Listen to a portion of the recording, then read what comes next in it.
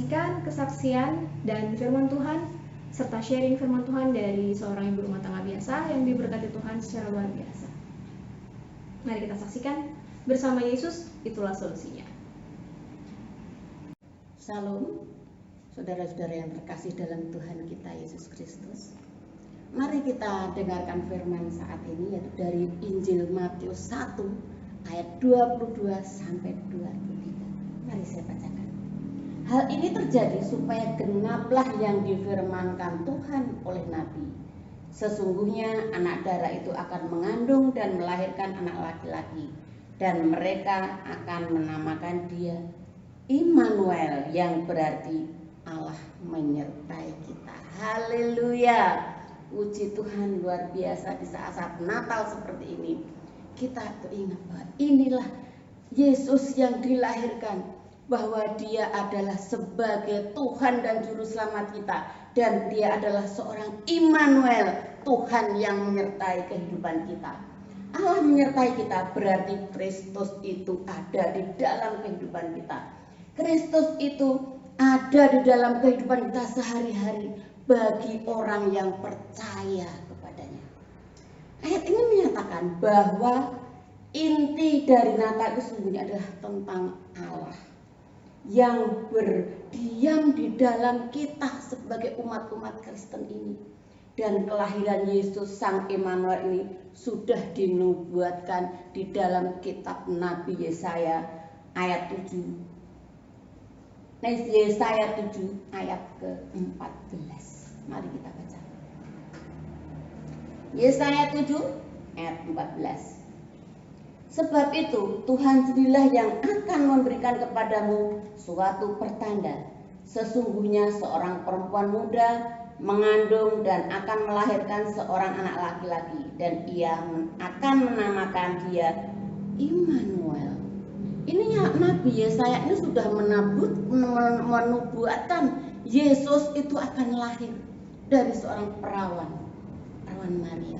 Dan antara kelahiran Yesus dan kehidupan Nabi Yesaya itu ada berapa ratus tahun sebelum Yesus lahir, dan itu sudah dinubuatkan oleh Nabi kita itu, Nabi Yesaya. Jadi di sini Yesus itu adalah penggenapan dari para nubuatan para nabi.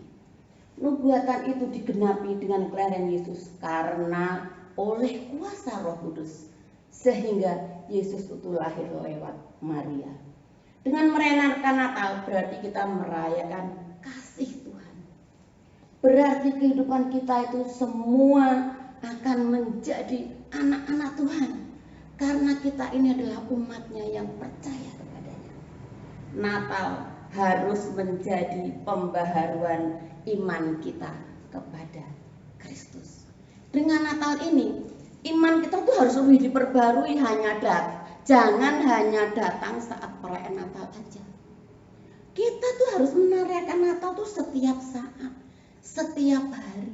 Kenapa? Karena kita ini adalah orang-orang yang percaya kepada Yesus. Dan Yesus lahir di dunia ini untuk apa? Untuk menebus semua dosa-dosa manusia.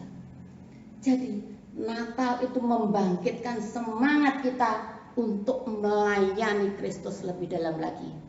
Jangan hanya kita tuh hura-hura aja kalau Natal. Wah, kita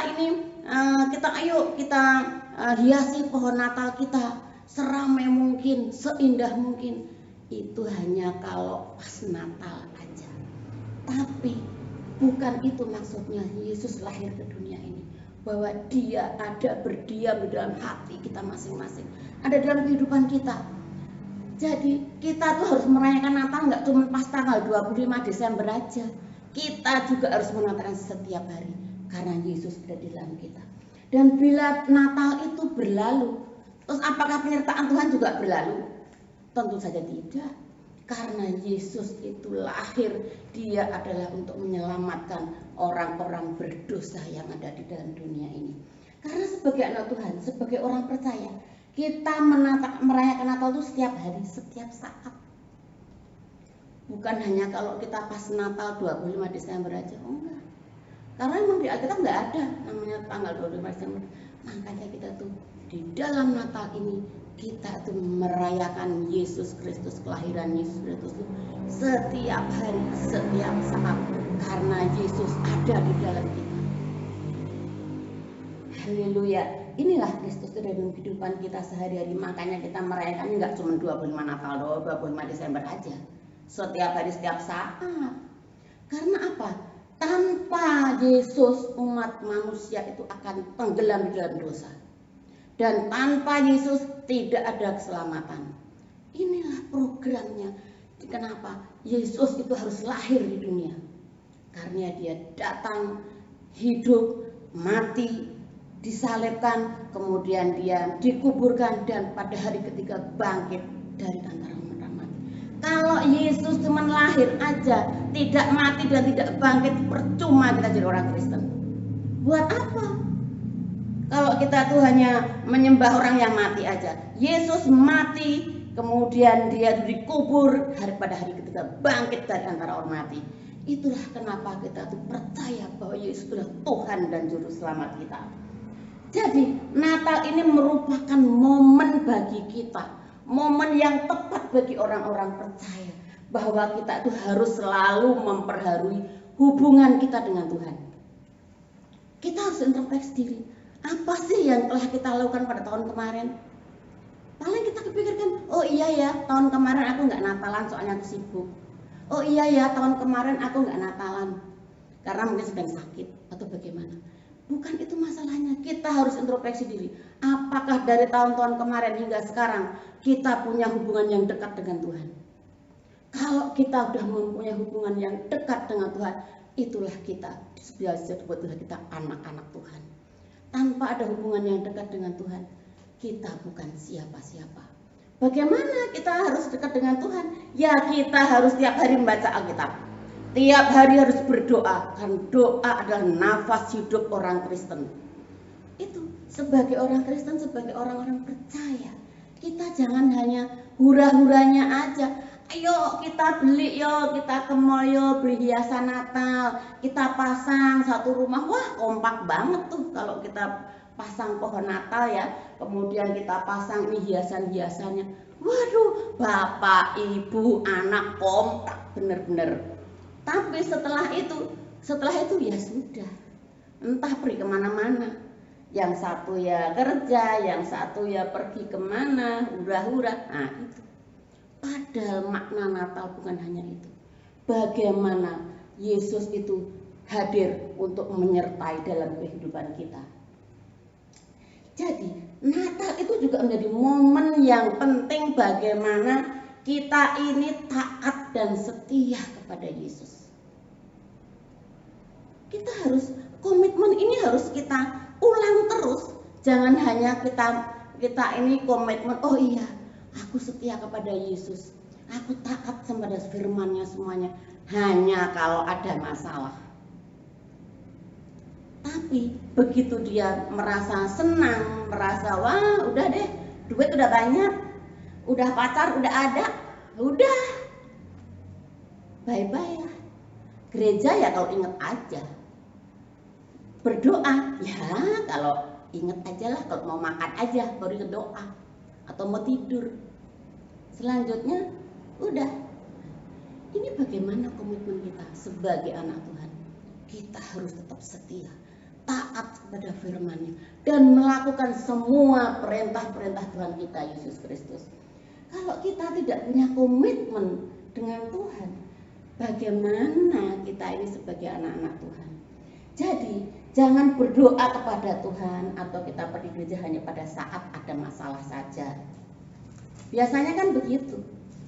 Kita ini akan datang ke gereja, wah mungkin sedang sakit, mungkin sedang ada masalah, entah bisnis, entah keluarga, entah hubungan dengan seseorang. Wah, rajinnya ke gereja, minta sampai altar kor, wah maju paling depan, minta didoakan. Wah, dengan benar-benar sepenuh hati. Tapi begitu masalah selesai, lupa lagi sama Tuhan. Lah ini namanya apa? Kalau ada masalah bertobat begitu. Kalau udah semuanya sudah Nah, dijawab Tuhan doanya, ya sudah, langsung aja lupa semuanya. Juga begitu juga orang yang berdoa siang malam juga belum tentu dikabulkan doanya sama Tuhan. Terus kemudian akan menggerutu, percuma aku berdoa. Apakah begitu? Jelas. Karena apa? Kalau semua doa orang, semua usaha orang mungkin dengan doa, puasa, terus kemudian dikabulkan semua doa-doanya, wah, nanti berarti udah kayak sama Tuhan aja. Jadi orang nggak perlu lagi berdoa karena semua doanya udah dikabulkan kok. Jadi semua itu kita harus bagaimana introspeksi kepada Tuhan. Hubungan kita, komitmen kita, kalaupun doa-doa belum dikabulkan, bukan tidak dikabulkan, belum dikabulkan karena mungkin doanya berlebihan. Mungkin doanya oke, kita bekerja bisa beli mobil, tapi doanya minta pesawat. Ya kapan orang punya airport juga enggak, gimana mau punya pesawat, ya kan? Atau punya kereta api, gimana atau punya stasiunnya? Nah, itu loh hal-hal yang itu. Jangan berpikiran di luar nalar. Sebagai kita anak-anak Tuhan, kita harus tahu kapasitas kita. Boleh kita minta berdoa, tapi semua hak prerogatif itu dari Tuhan. Makanya di dalam Natal ini, mari kita introspeksi diri. Apa ya hubungan kita yang sudah kita lakukan ini, sudah dekat dengan Tuhan atau belum? Bagaimana komitmen kita? Apakah kita tidak pernah melenceng ke kiri ke kanan? Kita oke lah, kita ada dosa dikit, kita kompromi. Tidak. Sebagai anak Tuhan kita tidak akan kompromi dengan dosa. Apapun, sekecil apapun, kecil besar dosa adalah tetap dosa. Jadi di sini kita harus ingat Tuhan Yesus itu sangat baik dan teramat baik. Bagaimana dia lahir, kemudian dia rela mati di atas kayu salib dengan menyerahkan dirinya, bukan karena dia mati karena dibunuh orang, enggak, karena dia merelakan dirinya. Kemudian dikubur, hari yang ketiga dia bangkit. Bahwa kita tuh percaya bahwa Tuhan Yesus itu akan selalu menyertai kita apapun juga. Jadi dengan Natal ini, mari kita semakin dekat dengan Tuhan, karena Yesuslah juru selamat kita. Yesuslah solusi dalam kehidupan kita. Yesuslah solusi dalam semua permasalahan dalam kehidupan kita. Terima kasih. Haleluya. Demikianlah firman Tuhan, kiranya memberkati kita semuanya. Amin.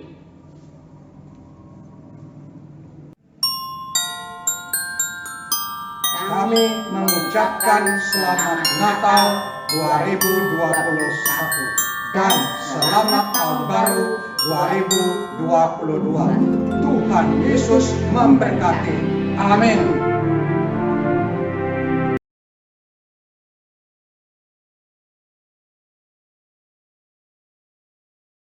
Terima kasih telah menyaksikan video ini. Jangan lupa like, comment, share, dan subscribe. Jangan lupa juga untuk nonton video-video berikutnya yang juga pasti akan memberkati kita semua.